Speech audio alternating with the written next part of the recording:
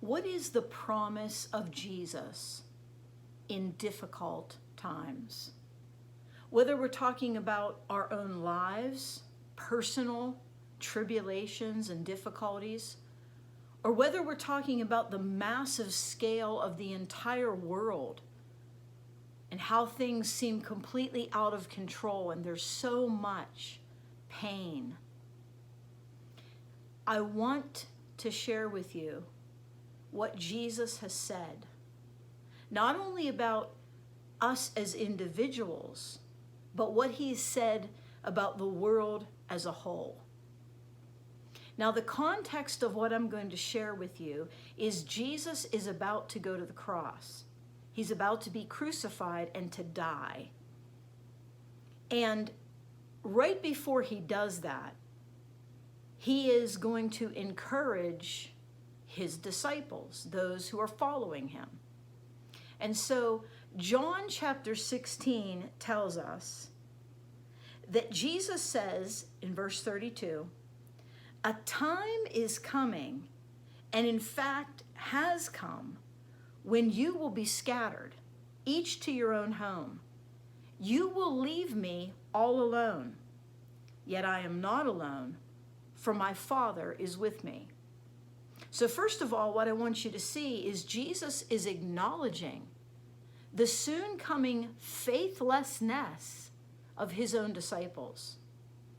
He's acknowledging that at the time of his arrest and crucifixion, his own friends, his own disciples are going to leave him alone. But he tells them, "My Father will always be with me." Now, right after that, right after Jesus acknowledging that his own disciples will be faithless, here are the very next words that Jesus says. "I have told you these things so that in me you may have peace.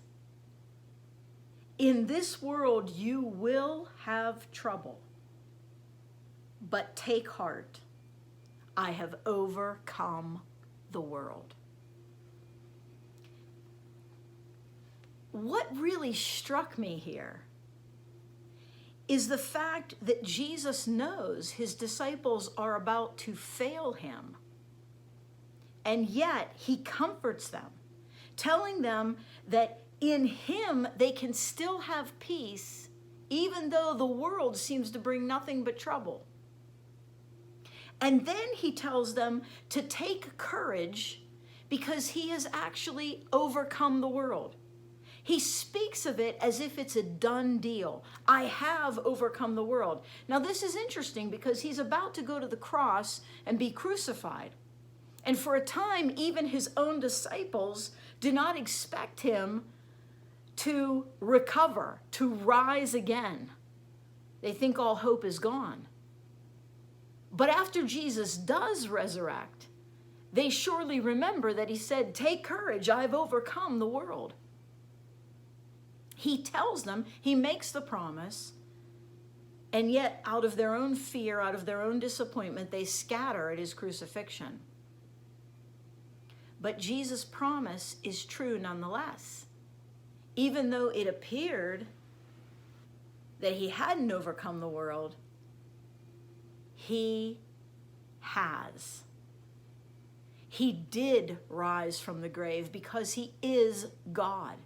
He did take our sin upon himself because he is God and he does love us. He did defeat all the powers of hell on the cross. He overcame everything that sin and hell could bring against us. And the fact of the matter is, Jesus has overcome the world. Now, here's what I want you to see. In his first coming, when he died on the cross, the disciples fled, even though he had promised, "I have overcome the world. It's a done deal." But when they saw Jesus rise from the grave, they were a different kind of people then. After he rose from the grave, they realized he does have the power over death. He is God. He is the conqueror. And so when they were persecuted for their faith, after Jesus rose again, they became much stronger in their ability to follow Christ, because now they truly knew he is the conqueror. And when they were, for example, as Peter was crucified for his belief in Jesus, he didn't run from that. He allowed it to happen. He stood as a testimony to his Savior. When these disciples were killed for their belief in Jesus, they went ahead and stood strong and died for his name, because now they really did believe he has overcome death. He died and rose again. And if we die for him, they believe they would rise again too. But I want to tell you something. The same Jesus who told them before his crucifixion that he'd already overcome the world, the same Jesus that they stood for after his resurrection, believing that he'd truly overcome death, this is the same Jesus who is the overcomer of the world today.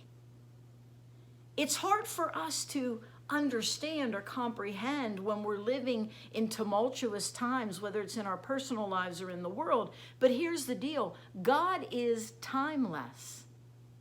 See, God does not exist through moments of time the way we do. He is in the past, he is in the present, and he is in the future. More than that, he is outside of time and space. He's bigger than the time and the space, the material that he has created. In the beginning, God created the heavens and the earth. In the beginning, God created time and space. So he's altogether outside of it. He's altogether in command of it. And even though we don't understand all the reasons that he has for allowing our lives to continue or allowing the world to continue, one thing we know is he wants as many people to get saved as possible. But even though we may not be able to figure that out, we do know one thing. He already not only sees the end, he not only sees and understands that Jesus is coming back to remake this world and perfect it, and give his followers, his believers, brand new bodies in a new heaven and new earth. He not only sees that, it is already done.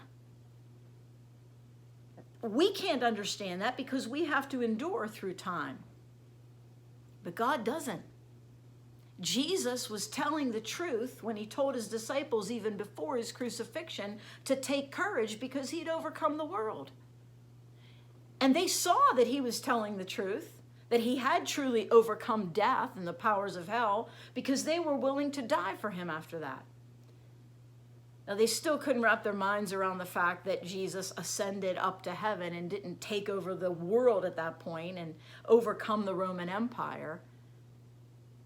But he told them to be patient and that their main concern should be to be filled with the power of his Spirit and to be his witnesses in this broken world. But I want to tell you, Jesus is still saying to you and saying to me, in this world you're going to have trouble, but you can take courage. I've overcome the world. God not only sees the end of this thing, it's a done deal that the powers of hell, the powers of darkness, that evil does not win, that God wins, that he takes over, that he conquers, that he creates a new heaven and a new earth, a place where his people will one day be. And so, my friends, even though we at times, like the disciples, are faithless, we can count on the promise of Jesus.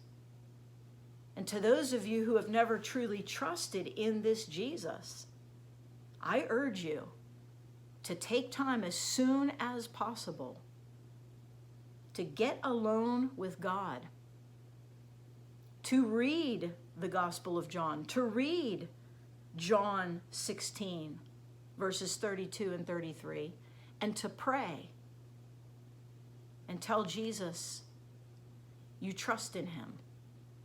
You know he is the one who has overcome sin and death on your behalf, and he is the one who has overcome this world.